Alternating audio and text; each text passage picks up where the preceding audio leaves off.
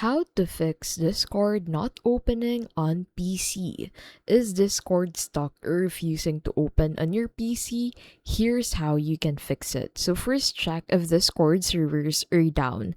So open up your browser and then use the search bar and search for discordstatus.com. Hit on enter and that will take you into this page. So in here you can go ahead and track if Discord is available or if it's a global outage. You'll need to wait. And then another thing you can do is to force quit processes. So press on Control Shift and Escape on your keyboard and the task manager would pop up on your screen. So from here, go ahead and end all Discord processes and then relaunch the app.